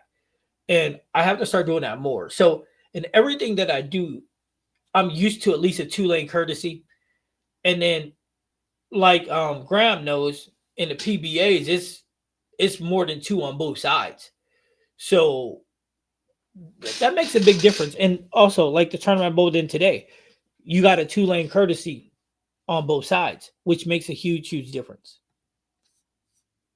That's definitely one of the positives about string pins. And one of the only things I like. Practice consistency on my spares and spare ball only. I don't practice striking at all. Strikes will come. See, Graham, that's a great thing right there. Me personally, that's where I focus right now too. Yeah, coach, situational awareness. I have that in spades. Graham, but that's my focus right now too. Is my focus is only on spares. I'm not worried about my strike ball. That's going to be what it's going to be. Some days your strike percentage is 60. Some days your strike percentage is 30. But And that's a big focus for you guys too to understand. Like your strike game is gonna come. Spares is a big focus. You want to average 230? Become a 90+% spare shooter. You'll average it. Guaranteed money. You want to raise your average from a 190 or whatever, wherever you're at. Shoot your spares. Learn to shoot your spares. If as your spare percentage goes up, so will your average. And it's crazy because most people, when they come into bowling and they start learning to bowl, only thing they care about is throwing strikes. Oh, I need to get my strike percentage to 68%. Yeah, get the hell out of here. You ain't doing that. EJ Tackett ain't striking at 68%. That's a high ass percentage, and it's not realistic. That's the thing about being a coach, right? You got to give people a realistic expectation. You have to allow them to understand what is real and what isn't. You understand what I'm saying? If you can spare shoot 90% or better, you're going to average into the 220s. Just facts. Just facts. I'm usually the same way, coach. Details, obsessive, and observing everything. But I found I bowl best when I tune out my brain and just hear and into the flow. But here's the thing, though. I can't turn it off. Too tall. I cannot turn it off. Drive for show. Putt for dough. Strike for show. Spare for dough. Facts. Granted, that is the best way you can put that. Spares make you money. Spares make you money. Because what spares do is stop your low game from being catastrophic. If your spare it does. Spares stop your games from being catastrophic. If you can shoot a 175, shoot the 175. Facts. Facts. Let's keep it a buck. If you can shoot that, shoot it. If you can't, well, that's it. I'll tell you what, I've never bowled a 150 or a 140 or whatever, because of anything other than missing spares. Facts. And here's the crazy part. Missing a spare in an inopportune time is a killer. Facts.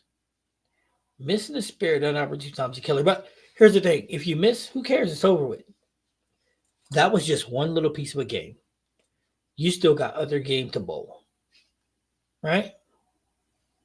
Remember this. Because I'm about to jump off because I need to eat because I came home and came straight online. Remember this, guys. Every game is 20 games. So, potentially 20 games. So, when you are bowling league, next time you bowl, and I need y'all to do this for me, right? Next time y'all bowling league, and I need y'all to do this. And then I'm going to need everybody to message me because everybody bowl league on different days. I need everybody to message me and tell me how it works out for you. Every league you bowl in is a 3-game league. That's a potential 60 different games. Matter of fact, do me a favor. Not only do I want you to tell me how it goes when you participate in 60 straight, I want you to track your 60. Track your 60. Right? Track it. Track and see. See, this clean stuff is great for optics. But play the 60 for 60 game. That's what you want to do. You want to be 60 for 60. Now, here's the bonus. If you throw 50% of your strikes, you're not going to have 60 frames, 60 games. You understand what I'm saying? If you throw 50% of your strikes, you're not. If you throw 30% of your strikes, then you got 70% of your games, right? Try it out. I'll bet you it makes a big, big difference. Missing a spare in any frame is bothersome for me. It's the 5th, it's the 8th, open. So listen, for me, I don't care when I miss a spare. It is what it is. It's gone for me. Once I throw it, it's over. If I had to miss, I'd rather miss in the first frame. Missing spares in the ninth and 10th bother me. Well, gun, why does it bother you? Can you get it back? No. Let it go, bro. Let it go. Don't take that baggage with you to the next game. Now, if it's the ninth frame, I say the next game is the 10th frame. Don't take that baggage with you. You want to become a much better bowler? Leave that baggage at home. Don't take that with you. Don't let it affect your next game. Remember, every time you throw a ball is a different game. You need to focus on the different game. If you want to call it a different frame, because technically, if you leave a 10 pin, it's the next frame. And that's the reality. It's the next frame. You got to throw another ball, it's the next frame.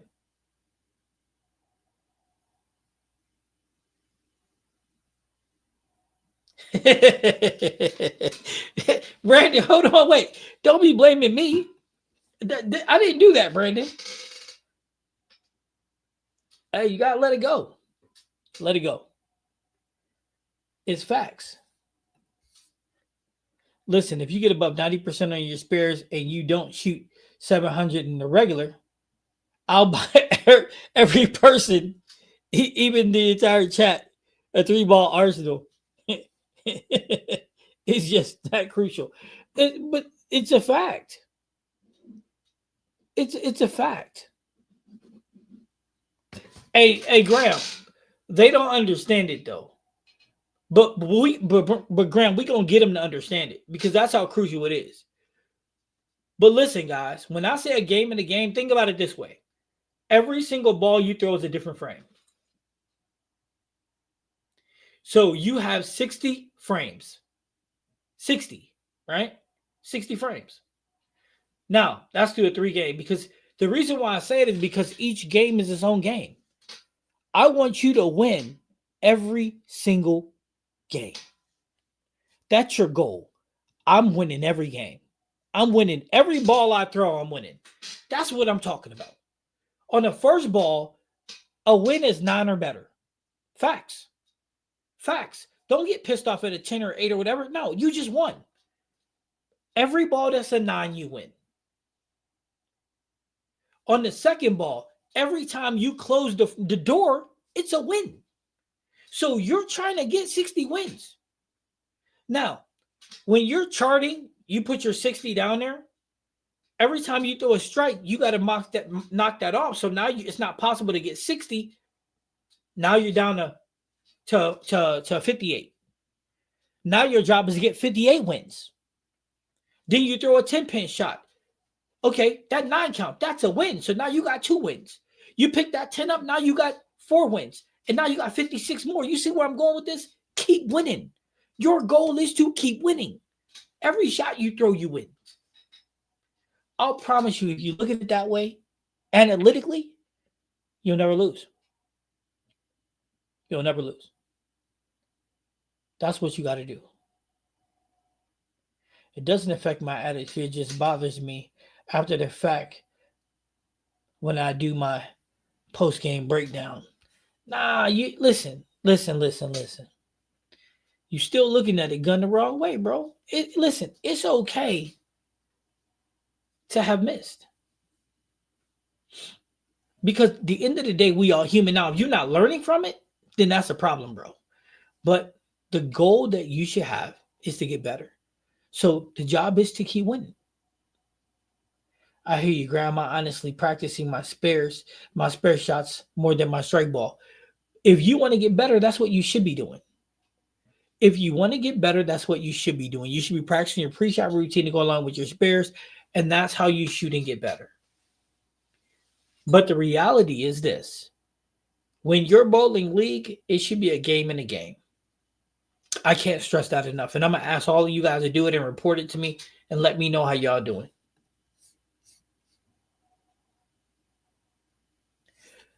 Facts, Too Tall. Facts. You want it to be automatic, just like your swing, just like your release, that muscle memory. Now, with that being said, man, I'm getting off here because I'm going to eat because I'm hungry. And somebody's got to work tomorrow. But with that being said, thanks again, guys, for tuning in with me. We're gonna be back live on Friday. We're gonna be live on Wednesday. If we reach 20, remember we're giving something away. And did I give something away today? Yeah, I did. I give something away today. Um, I'm giving something away to Graham. Graham, you the winner of today, bro. You the winner of today. Speaking speaking of let it go, guess I better go pack since we're headed to Disney tomorrow. Oh, hey, have a great trip, Brandon. Um, yeah, she can sing Let It Go all the way to Disney, bro. Now listen, we're gonna be live on Wednesday. If we get more than 20, then we're gonna give something away. What we're gonna give away is either a shirt or a hoodie, one or the other. I'll let you guys pick on the live. Yep. And Graham said we reached 20 and he gonna gift another membership. See, that's what I'm talking about. Graham in the building. Graham, make sure you send me your size though. And text me the size, please. Cool. Let me hold on. Let me put this in the thing. All right, because Brandon's sending me his size.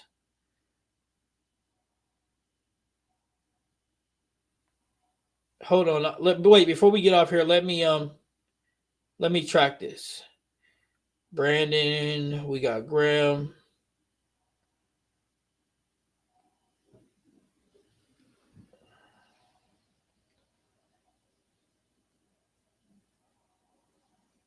Hey Graham, also send me your address. Do I already have that?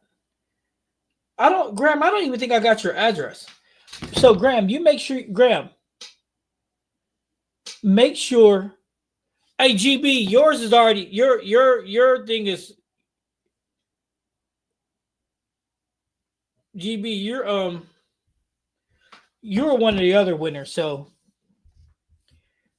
yeah, didn't you win Friday, GB? You did, right? Hey Graham, make sure you text me your size, please.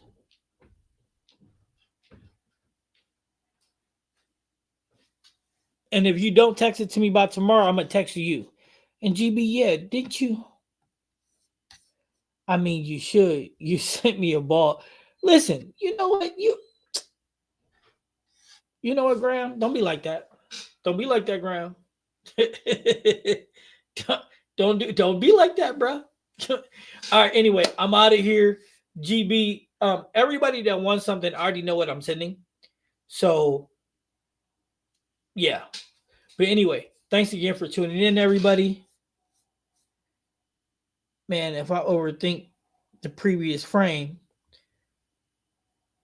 turn my yo, Steve, that's what I'm trying to get everybody to not do. That's why I'm saying play a game inside a game. But yeah, I'm jumping off here. I need to eat and I'm gonna get some rest. Yeah, GB text me. Hit me up. Um at least you got a ball grab. Hey Brandon, check this out. I have your John and I asked Conley for it, but he don't reply half the time. Check this out, B. It's right there. Hey, it's still right there, Brandon. Did you hear me? Hey, Brandon, do you got my phone number? Here, Brandon, I'm gonna text you so we can do this. I mean, I'm gonna send you my phone number, Brandon, because you should just have that, and then we can correspond, and I can see what we can do for you.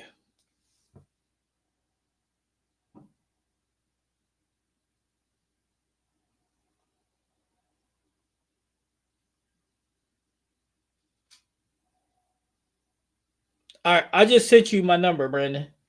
Yeah, you just hit me, man. We'll do things easier that way. Okay, I got your size too, Brandon. But yeah, you got my number, man. Let's just make it easier that way. Bad bowling. Let's go. Let's get bigger, better.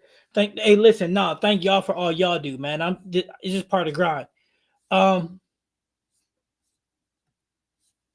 I gave it away, but I did appreciate the gesture. We did an unbox video. Yeah, hey Graham, that's all right. You gave it away. You blessed somebody. That's 100% Larry. Appreciate you, Coach. All right, cool. Yeah, you just hit me. Most of y'all should have my box. You know what I'm saying? My number, and then y'all just hit me. But look, thanks again for tuning in today. Hey, the live was lit. We answered a lot of questions to help some people out. Now I'm going to eat. All right, guys. Till Wednesday night. All right, bet.